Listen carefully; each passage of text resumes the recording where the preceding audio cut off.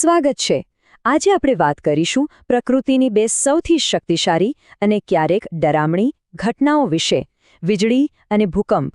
તો ચાલો સાથે મળીને આ રહસ્યમય શક્તિઓ પાછળનું વિજ્ઞાન સમજીએ। વિચારો, હજારો વર્ષો પહેલા આકાશમાં કડાકા ભડાકા થાય, ધરતી ધ્રુજી ઉઠે। લોકો માટે તો એ ભય અને આશ્ચર્યનો વિષય જ હોય ને। મોટાભાગની પ્રાચીન સંસ્કૃતિઓ એવું જ માનતી કે આ તો દેવી દેવતાઓનો ગુસ્સો છે। પણ શું ખરેખર એવું હતું?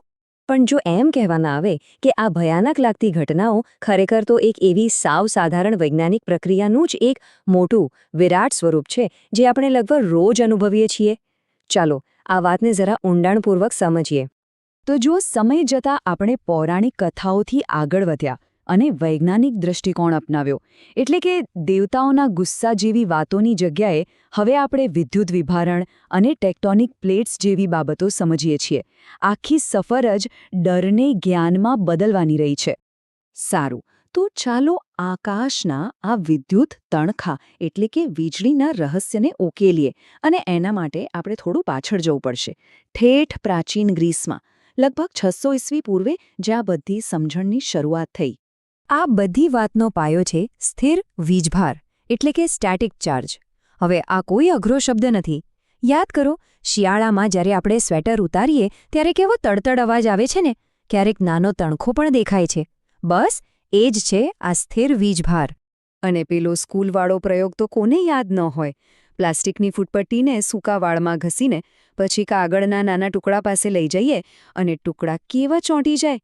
આ સાવ નાનકડો પ્રયોગ જ સ્થિર વીજભારનો આખો સિદ્ધાંત એકદમ સરળતાથી સમજાવી દે છે। હવે આ વીજભારોનો સ્વભાવ છે ને એ બહુ મજાનો છે।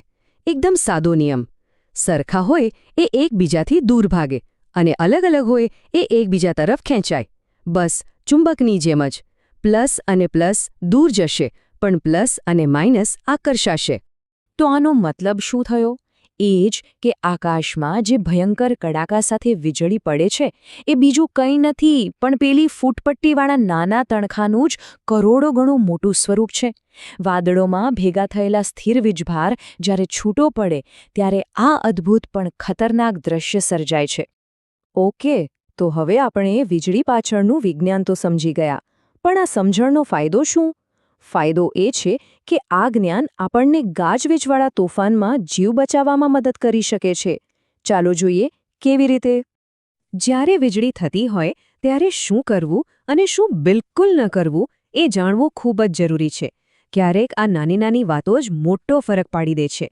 જેમ કે જો બહાર હોઈએ તો કોઈ મજબૂત બિલ્ડિંગમાં જતા રહેવું જોઈએ, પણ ઝાડ નીચે તો ક્યારેય નહીં। અને ઘરમાં હોઈએ તો પાણી કે ઇલેક્ટ્રોનિક્સથી દૂર રહેવું જોઈએ।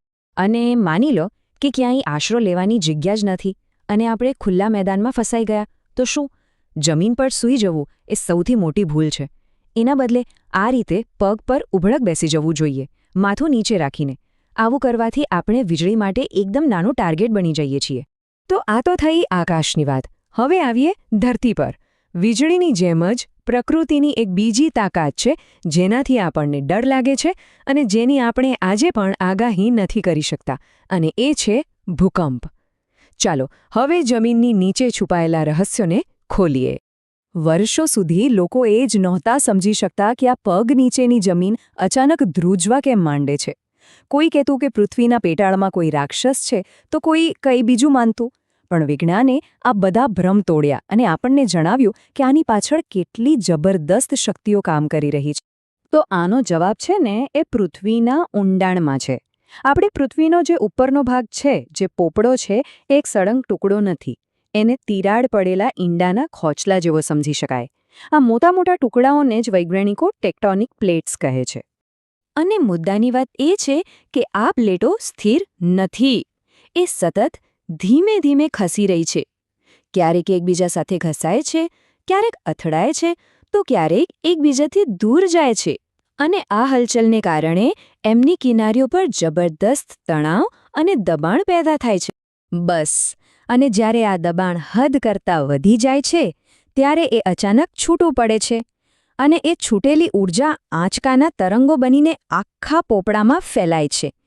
આ જ તરંગો જ્યારે ધરતીની સપાટી પર પહોંચે છે ત્યારે આપણને જમીન ધ્રુજતી અનુભવાય છે, અને એને જ આપણે ભૂકંપ કહીએ છીએ આમાં જે ઊર્જા છૂટી પડે છે એની તો કલ્પના પણ કરવી મુશ્કેલ છે. રિક્ટર સ્કેલ પર 7.5થી વધુની તીવ્રતાનો ભૂકંપ એટલે ભયંકર વિનાશ. આપણે 2001નો ભુજનો ભૂકંપ કે 2005નો કાશ્મીરનો ભૂકંપ જોયા છે એ આના જ ઉદાહરણો છે. ભલે આપણે ભૂકંપ ક્યારે આવશે એ નથી કહી શકતા, પણ એનો અર્થ એ નથી કે આપણે લાચાર છીએ. સાવચેતી અને સાચી જાણકારીથી ભૂકંપ આવે ત્યારે થતા નુકસાનને ઘણું ઓછું કરી શકાય છે. સૌથી પહેલી અને જરૂરી વસ્તુ છે આપણું ઘર. ભૂકંપની વધુ સંભાવનાવાળા વિસ્તારોમાં મકાનો ક્વેક સેફ એટલે કે ભૂકંપ સુરક્ષિત રીતે બનેલા હોવા જોઈએ. ભારે ફર્નિચરને દિવાલ સાથે બાંધી રાખવું અને ઘરમાં આગ બુઝાવવાના સાધનો રાખવા જેવી નાની નાની વાતો પણ બહુ જ કામમાં આવે છે. અને જ્યારે ભૂકંપ આવે જ ત્યારે શું કરવું એ તમે ક્યાં છો એના પર આધાર રાખે છે. પણ મૂળભૂત નિયમ એક જ છે: પડતી વસ્તુઓથી બચો. ઘરમાં હોવ તો મજબૂત ટેબલ નીચે જતા રહો, બહાર હો તો ખુલ્લી જગ્યામાં ભાગો, અને ગાડીમાં હો તો ગાડી રોકીને અંદર જ બેસી રહો.